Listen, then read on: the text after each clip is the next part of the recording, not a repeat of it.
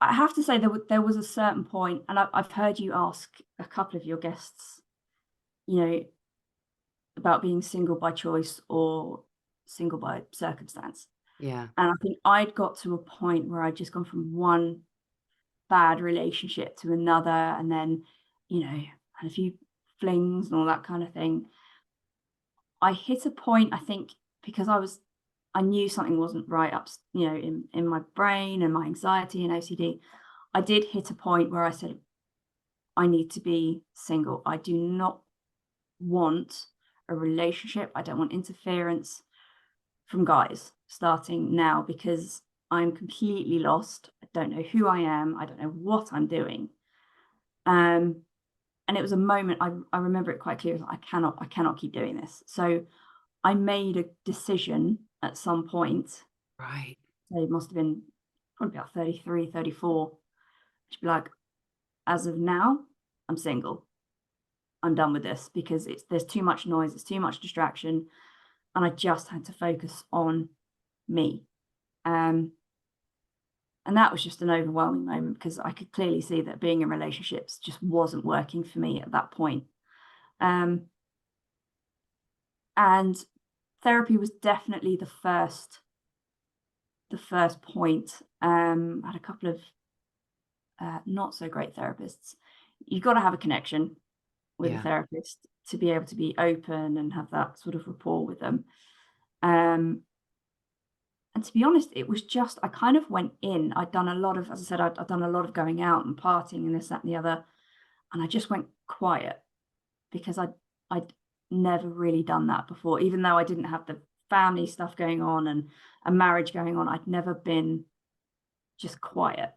So I went in on myself a little bit, just to try and calm everything down, and just to listen to me. Like, right, okay, who am I? What am I doing? How am I feeling? What do I want to do? Are there things that I want to do? Um, One of the big things for me was, at the time I was still living in Sussex, but all my friends and everyone I knew had uprooted and gone to London. One had gone to Scotland. I had no sort of friends around me at all at one point. So I made the decision to leave where I was and move in with my brother for a bit. They very kindly offered me to stay with them whilst I looked for a place closer to my job, which at that point was then in London. So, and that for me was huge, because I was still in the place where I'd grown up. I was still in the place where all these horrific things had happened. And I think I had to cut that off, because every time I stepped out the front door, there was something that reminded me of something that had happened. Mm. So I made a decision to just go. It's like, I have to go. So my dad and my brother rocked up with a truck, and we piled my stuff in the car, and I left my hometown and never looked back. But I think for me, it was important to completely start afresh, and be surrounded by family, which I hadn't. My family had been quite fractured up until that point. And I hadn't really spent a lot of time with family. So yeah, I moved out. I spent 9 or 10 months living with my brother and my sister-in-law, and at that point, my little nephew, he was about a year old. So much fun. Oh, And it was very grounding. It was, you know, I don't want children, but I completely get it. I yeah. get the joy. I completely understand it. Same. It's very grounding, Yeah. actually, trying to be.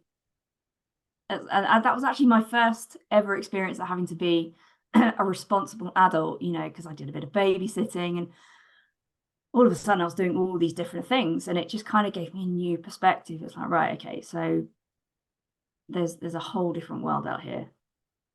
And I think just moving out, going quiet, and just listening, going through therapy, and having somebody help me piece together all this spaghetti junction that was going on, it took a while for that to quiet down.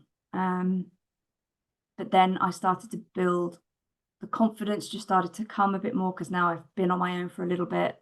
And hey, I haven't just, dropped down dead. I'm capable of feeding myself and doing all these things. And I found a flat in Chislehurst, moved in, and all of a sudden I'm a fully functioning adult.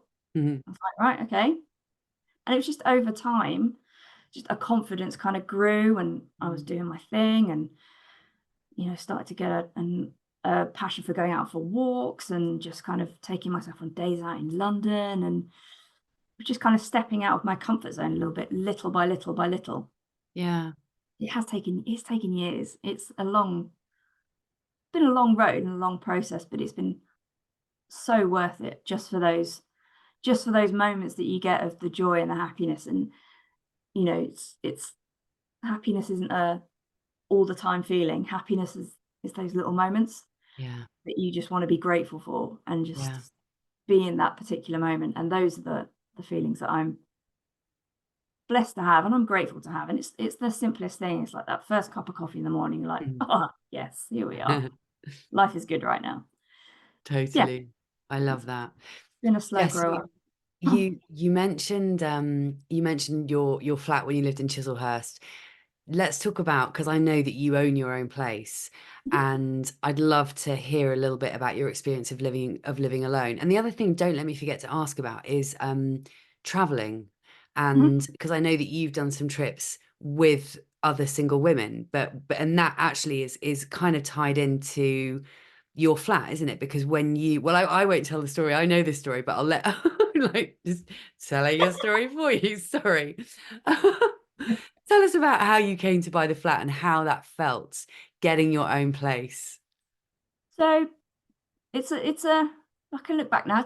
It's a funny story. I moved into this flat in Greenwich 4 days before the first national lockdown.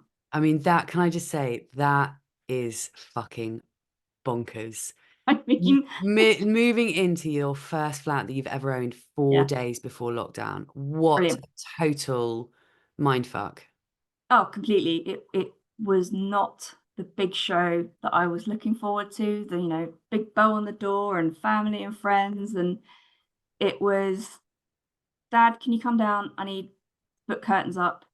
I will stay 6 feet away from you. It's absolutely fine. Not a problem. So I got access to the flat quickly before I got the keys, put curtains up. Dad got in the car, drove away. I didn't see him again for 4 months. um, so yeah, it was not the experience that I'd hoped for. It was sort of the keys were thrown at me from a distance. I kind of moved in, shut the door, and then the whole world just went quiet. So initially, I'm not going to lie, I thought it was the worst thing I'd ever done. Worst Right. mistake I'd ever made. What have I done? I've just moved to a complete new place. I don't know anyone. I can't even go out and meet anyone because I'm not allowed to. I'm allowed to go out for an hour.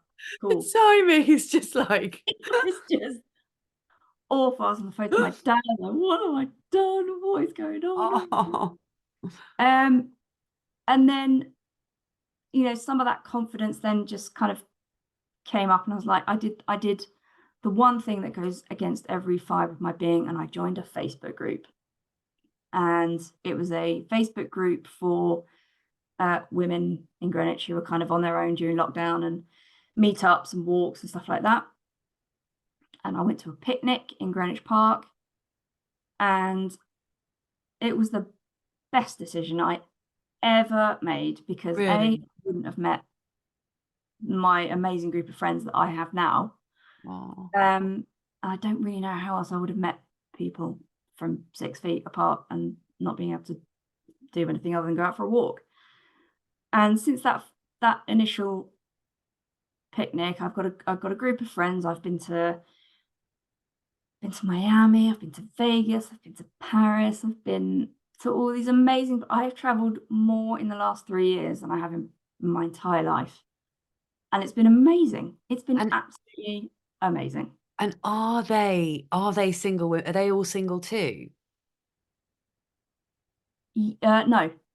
no, one of my friends actually is married, um, but I mean, she doesn't have children yet. I don't know if that's on her path, but yeah, No, like I just wondered whether it was because you said it was a Facebook group for women who were alone during lockdown in Greenwich, which is the only reason I asked. But one thing I was going to say is that it's almost like it's funny to think that actually you might have ended up with a closer group of friends in Greenwich Mm, than you because of lockdown than you would have yes, done had lockdown ever happened. Because had lockdown not happened, you might not have thought to have joined a Facebook group, and you might have just been sort of floundering yeah, around a bit, thinking, "Oh my gosh."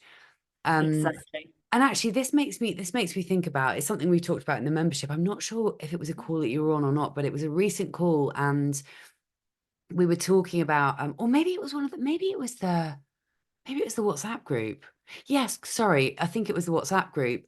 Basically, talking about meeting people in your area, like meeting new people when you move somewhere, and trying Yeah, to meet people, and and it is hard, but I'm convinced that it's we have to make the effort, especially when we're single. Would you yes, agree with that?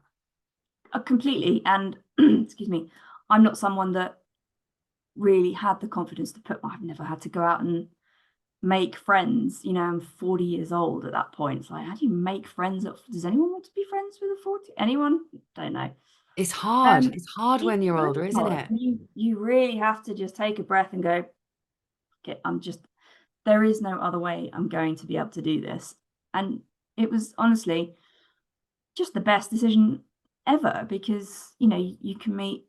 I think that at that point there was like 200 women or something that had joined the group, and there were events, and eventually when everything started to open up, we did things like wine tasting and all this kind of stuff. And it was all these things that I'd never experienced any of this stuff before. It's like, oh, this is what it's like having a group of friends that you can just go out and do stuff with, or meet up for a glass of wine, or it's like, oh, I like this is fun. I am enjoying this.